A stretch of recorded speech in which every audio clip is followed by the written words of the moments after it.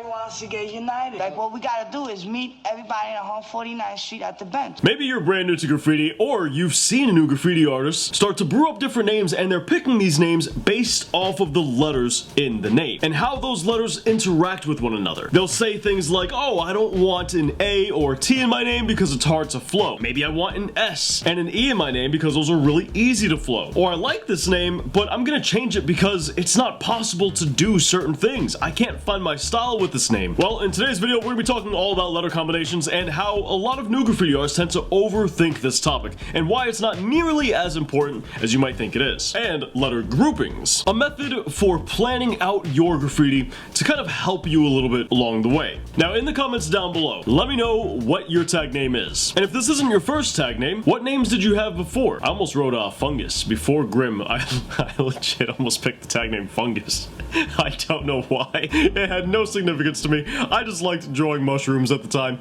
and I was gonna go with that. I was also gonna go with Rook and a few others, but thankfully I stuck with Grim, and now I use Dr. Grim. First things first, let me just come out the gate and say any name is capable of doing anything with all of the fundamentals. Every name can flow, every letter combination can flow, every single name can have style imbued into it, so on and so forth. It really boils down to just how much have you practiced the basics and how much do you know the basics. And based on how much you understand the basics and how much you've practiced, that'll make you more or less capable of doing those things you're trying to do. When you have a brand new graffiti artist and they're picking names and they're choosing a name based on the letters and they say things like, hey, this name is it's not really possible to do, or it's, I found this name too hard and this name is easier, those are all inaccurate assessments because they don't have the knowledge or the skill to see the mistakes in what they found easier. And they also don't have the knowledge or skill to find what was wrong and what they did well in the name that was apparently harder. I can't tell you how many graffiti artists I've seen, they just start graffiti,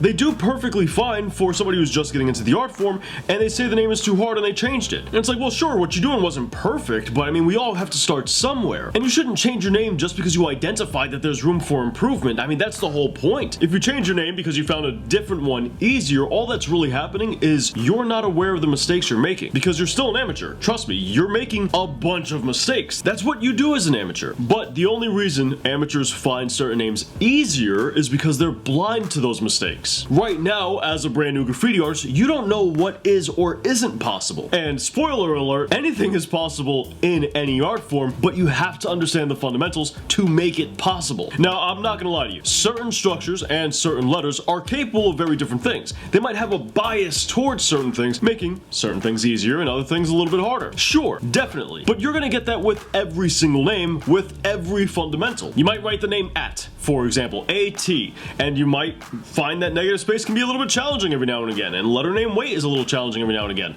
but flow is really easy. You might write the name Sum, S-U-M, and you might find flow exceptionally easy, but maybe letter name weight gives you a bit of trouble. So sure, different names are gonna come with different pros and cons, but every name has different pros and cons, and you're going to struggle equally just in different ways, no matter the name you pick, because at the end of the day, it's not the name that you're struggling with, it's the fundamentals that you're struggling with. And a letter's natural proclivity towards a certain fundamental isn't really all that high. So the lack of flow for one letter and the natural ability for flow on a different letter isn't really all that different. It's like more like this. It's not like some letters are all the way down here with flow and other letters are all the way up here with flow.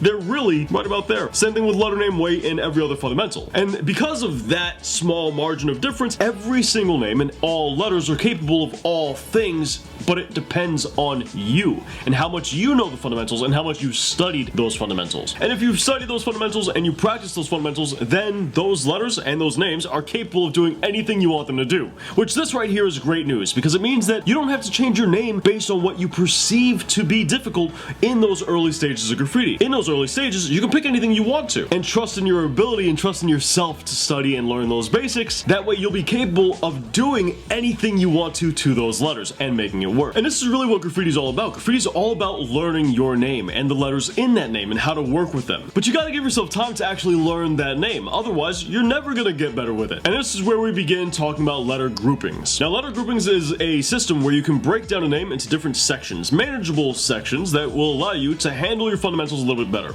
Let me start by saying this is not by any means necessary. This in and of itself is not necessarily a fundamental, it's just a method of working with a name, which we teach all about it in our new book right here, and that lesson begins on page 81, which we have digital ebooks in the description with physical copies over on Amazon, and we got a link to that in the description down below. It's the only book on the market that teaches you all of graffiti's fundamentals and shows you how to find your style. And because graffiti usually has anywhere from 3 to 7 letters in a name, you can break a letter up into groups of 3 to 1 letter per group, and this is more so based on what side of the name these letters are on. So you might have the name, for example, a 3-letter name like WHO, W-H-O, and then you'll have a left side, which is 1 letter, an H, which is your middle, also containing 1 letter, and then the right side with the O, which is also 1 letter. But you can have a 4-letter name, like Grim.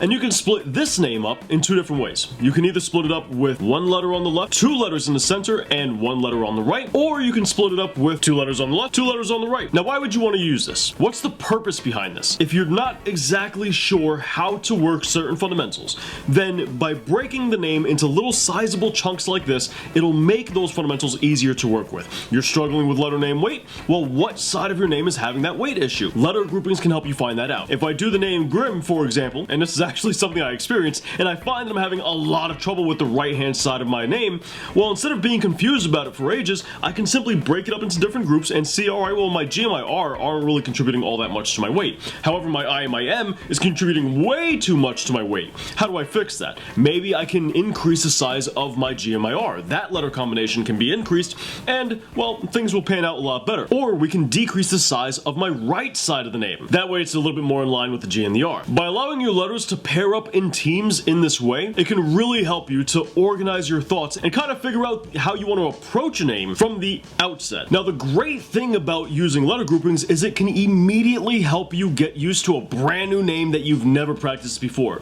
Because if you understand basic fundamentals of graffiti and you go into a brand new name using letter groupings, well then you already have a nice foundation to work from. You're not starting from absolutely nothing, you're starting with a general foundation that's going to help you build the name itself. And it works for hand styles, throwaways, and pieces. Now, for those guys who are more advanced, if you find that your style's a bit stagnated and you're not really moving forward with it the way you might want to, maybe you've developed certain artist habits with your name that letter groupings can help you kind of break out of. Identifying what you do with certain groups of letters can help you see the consistencies of your style and allow you to completely flip that on its head by either using a different letter grouping or changing how you use that specific letter grouping. Do you normally use the center letter in a 5-letter name to make it really large and anchor everything down to it? If you want to change that, maybe try making that letter specifically smaller and working with your 1-3-1 combination, and allow yourself to make that center letter a focal point for a different reason. Or maybe your center 3 letters are normal size, there's nothing special there, but the letter on the way left and the letter on the way right are where a lot of your focus is put. They're the ones with a little bit more style, they're the ones with a little bit more pop, they're the ones who extend a bit more, and they're the slightly larger letters. But dudes, remember, this is not by any stretch of the imagination something that is, needs to be used. It's not necessary, it is just a method of planning your graffiti. But dudes, that pretty much wraps up today's video. In short, man, don't change your name because you find certain things difficult or you don't think it's capable of doing certain things. Give the name a chance.